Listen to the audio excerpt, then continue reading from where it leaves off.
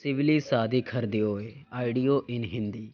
सिवली शादी खरदियो एक लड़का था जिसकी उम्र 18 से 20 वर्ष तक का था और वो बांग्लादेश चटगांव इलाके का रहने वाला निवासी था और वह बहुत ही गरीब ख़ानदान से बिलॉन्ग करता था। साथ में सिवली ग्रेजुएशन भी करता था, लेकिन उसकी आर्थिक स्थिति कमज़ोर होने के कारण वह सही समय पर कॉलेज का फीस भी नहीं जमा कर पाता था। फाइनली वह सिवली अपना अगला कदम उठा ही लिया। सिवली बोलता है अपने माता पिता से, मैं पढ़ाई के साथ साथ नौकरी भी करना चाहता हूँ। इतना ही सुनते उसके माता पिता राजी हो जाते हैं कि बोलते हैं ठीक है बेटा, तुम पढ़ाई के साथ साथ नौकरी भी करो। सिवली अब नौकरी के लिए चल पड़ता है। सिवली बहुत ज़्यादा दिमागदार लड़का था, हर मुश्किल काम को आसानी से कर देता था। फाइनली उसे एक नौकरी मिल ही जाता है, पॉटी फार्म में सुपरवाइज़र की नौकरी, क्योंकि उसके पास बहुत ज़्यादा दिमाग था। हर एक काम को आसानी से सॉल्व कर देता था। उसका काम केवल यही था कौन कौन से लोग काम कर रहे हैं और कौन कौन से लोग नहीं, और कितने बजे शटर गिराना है, कितने बजे शटर खोलना है। आज के लिए सिवली का दिन बहुत ही अच्छा गुजर रहा था। कैसे भी करके एक दिन, 2 दिन, लगभग एक हफ्ते बीत जाते हैं। पार्टी फार्म में काफ़ी लोग रहते थे। उन कुछ लोगों में से कुछ को सिवली अपना दोस्त बना लेता है। सिवली का जो जो दोस्त बना था, किसी की उम्र 22 साल तो किसी की उम्र 26 साल। सिवली से 5 दोस्त उम्र में बड़े थे। दोस्ती के बाद दिन बहुत ही अच्छा गुजरने लगा। एक हफ्ते बीतने के बाद पार्टी फार्म में काम धंधा चल रहा था। 5 दोस्त में से 3 लोग काम कर रहे थे और 2 काम धंधा नहीं कर रहे थे, बल्कि बकवास कर रहे थे। यानी वो लोग काम धंधा बिल्कुल भी नहीं कर रहे थे। तभी सिवली वहाँ पहुँचता है और देखता है कि 3 दोस्त काम कर रहे हैं उसके और 2 नहीं कर रहे हैं। तो सिवली केवल यही बोलता है उनको, तुम दोनों काम क्यों नहीं कर रहे हो? बात रही दोस्ती यारी की, तो वो अपनी जगह पर है। काम की जगह पर काम करो और मस्ती मजाक की जगह मस्ती मजाक करो। इतना ही सिवली बोलता है, तभी पांचों सिवली से लड़ाई झगड़ा करने लगते हैं। तभी सिवली अपने सीनियर के पास कॉल करता है कि सर, हमारे साथ 5 लड़के लड़ाई झगड़ा कर रहे हैं। तभी सिवली का सीनियर लड़ाई झगड़े को शांत करवाता है आकर, और पूरे मामले को रफा दफा करवा देता है। इसके बाद क्या होता है? इसके बाद सिवली अपने घर आ जाता है और घर आने के बाद पूरी बात अपने माता पिता को भी बताता है। थोड़ी देर के लिए उसके माता पिता तो डर जाते हैं। तभी सिवली बोलता है, टेंशन लेने की कोई ज़रूरत नहीं, अब लड़ाई झगड़ा शांत हो चुका है, ऐसे कि जैसे कुछ हुआ ही ना हो। लड़ाई झगड़ा शांत हो जाता है, अपने माता पिता को बताता है सिवली। जब उसके माता पिता यह सुनते हैं तो उनके जान में जान आ जाती है। अब पार्टी फार्म पर काम धंधा बिल्कुल शांति से होने लगा। काम धंधा इतना जल्दी हो रहा था कि 3 महीने बीत जाते हैं, पता ही नहीं चलता। 3 महीने बाद जब सिवली पार्टी फार्म से रात को 8 बजे काम धंधा बंद करके घर आ रहा था, तभी सिवली के दोस्त उसे किडनैप कर लेते हैं।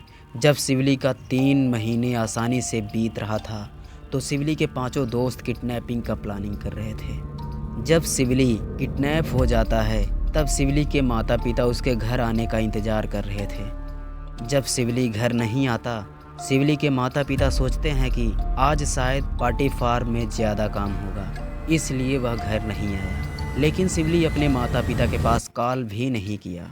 उसके माता पिता सोचते हैं कि शायद भूल गया होगा कॉल करना। लेकिन घबराने की बात तब आई जब सिवली दूसरे दिन भी घर नहीं आया। तभी सिवली के माता पिता के पास एक कॉल आता है और कॉल पर सिवली बोलता है, माँ, मैं किडनैप हो चुका हूँ। मैं एक बंद गाड़ी में कहीं जा रहा हूँ। इससे ज़्यादा कुछ सिवली अपने माँ से कुछ और कह पाता, तभी कॉल कट हो जाती है। थोड़ी ही देर बाद उसी नंबर से कॉल आता है। तभी सिवली के पापा कॉल उठा लेते हैं और उस कॉल पर सिवली की जगह पर कोई और बोल रहा था। और तभी वह बोलता है, देखो, अगर तुम अपने बेटे को बचाना चाहते हो तो तुम 15 लाख टका देना होगा। अगर तुम नहीं दिए 15 लाख टका तो तुम्हारे बेटे को ख़त्म कर दूंगा। तभी कॉल कट हो जाता है। फिर से दोबारा उसी नंबर से कॉल आता है और फिर वही आदमी बोलता है, अच्छा 15 लाख टका मत दो और तुम 2 लाख टका इस जगह पर लेकर पहुंच जाओ और एक बात बोलता है, कोई भी होशियारी नहीं करना है। अगर पुलिस से शिकायत की तो समझ लो तुम्हारा बेटा खत्म। इतना ही कहते ही कॉल कट हो जाता है। शिवली के पिता बहुत घबरा जाते हैं। उनके पास ज़्यादा पैसा भी नहीं था, लेकिन उन्होंने कैसे भी करके ऋण कर्जा लेकर 2 लाख टका इकट्ठा कर लिए। अब वह बताए हुए उस स्थान पर पहुंच जाते हैं जिस जगह पर आदमी बुलाया था। जब शिवली के पिता उस जगह पर पहुंच जाते हैं तो वहां एक आदमी मिलता है और वह शिवली के पापा को बोलता है, 2 पैसा। तभी शिवली के पापा बोलते हैं, नहीं, पहले मेरा बेटा कहाँ है। तभी आदमी बोलता है कि देते हो कि नहीं। तभी शिवली के पापा पैसे से भरा हुआ बैग उसे दे देते हैं। तभी आदमी बोलता है, तुम घर जाओ, तुम्हारा बेटा घर पहुंच रहा होगा। तभी शिवली के पापा वहां से घर लौट आते हैं। जब वह घर आते हैं तो शिवली घर पर नहीं था। तभी उन्होंने सोचा शायद ट्रैफिक में फंस गया होगा। लेकिन 1-2 घंटे यूं ही बीत जाता है, लेकिन शिवली घर नहीं आता। शिवली का इंतज़ार करते करते रात को 11 बज जाते हैं, लेकिन फिर भी शिवली घर नहीं आता। जितना ज़्यादा समय हो रहा था उतना वापसी होने का कम संभावना हो रहा था। रात से सुबह हो जाती है, लेकिन फिर भी शिवली घर नहीं आता। शिवली का इंतज़ार करते करते उसके माता पिता थक जाते हैं। आखिरकार उन्होंने हार मान लेते हैं।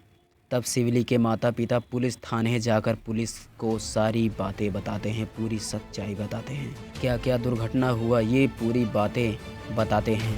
पुलिस वाले ने जब ये सारी बात सुनी तो उन्होंने ही उल्टा उनको डांटा और बोला, आपने और पहले क्यों नहीं बताया।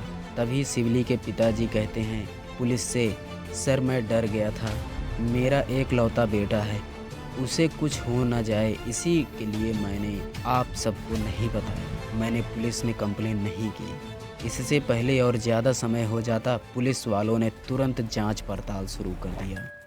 तभी पुलिस वाला शिवली के पिता को कहता है, आप शिवली के बारे में हमें बताइए, क्या किसी से दुश्मनी किया था, रिश्तेदारी में लड़ाई झगड़ा तो नहीं किया था। शिवली के पिता कहते हैं, सर ऐसा कोई बात नहीं है।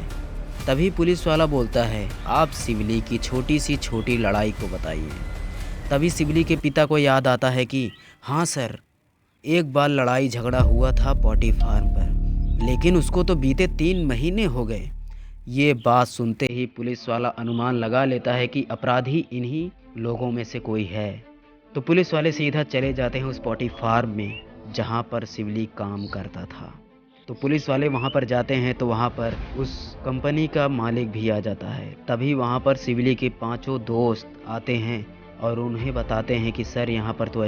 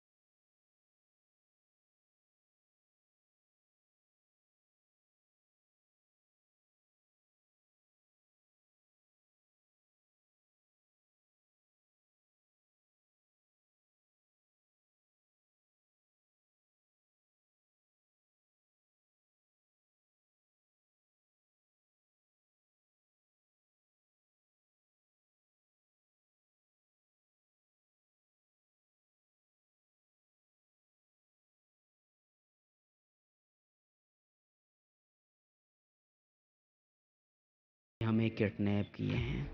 तब हम पांचों मिलकर एक प्लान बनाते हैं कि अब शिवली को जान से मारना होगा, नहीं तो ये हम लोगों पर कंप्लेन कर देगा।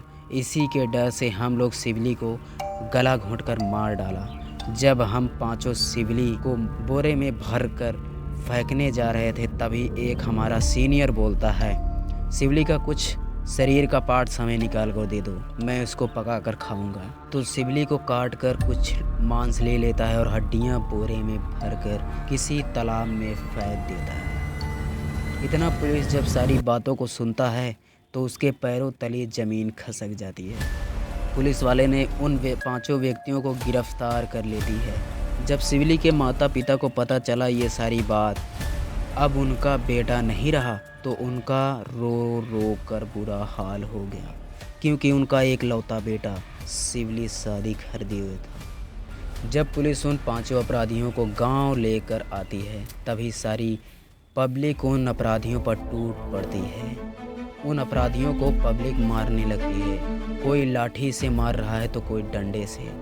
एक अपराधी को पब्लिक मारते मारते जान से मार डालती है और चारों को पुलिस थाने में ले जाती है, और इस समय वो चारों अपराधी जेल में हैं। तो यही रही आज की शिवली सादिक हरदेओय की ये सारी दुर्घटनाएं, मर्डर केस, हत्या। तो दोस्तों, अभी तक इस चैनल पर नए हो तो अभी तक चैनल को सब्सक्राइब नहीं किए हैं तो इस चैनल को सब्सक्राइब करके रखें और बेल नोटिफिकेशन के ऑन करके रखें, ताकि हर एक ऐसी वीडियो आपके पास जल्द से जल्द पहुंचती रहे। तो देखने के लिए धन्यवाद। बाय बाय, टेक केयर, जय हिंद।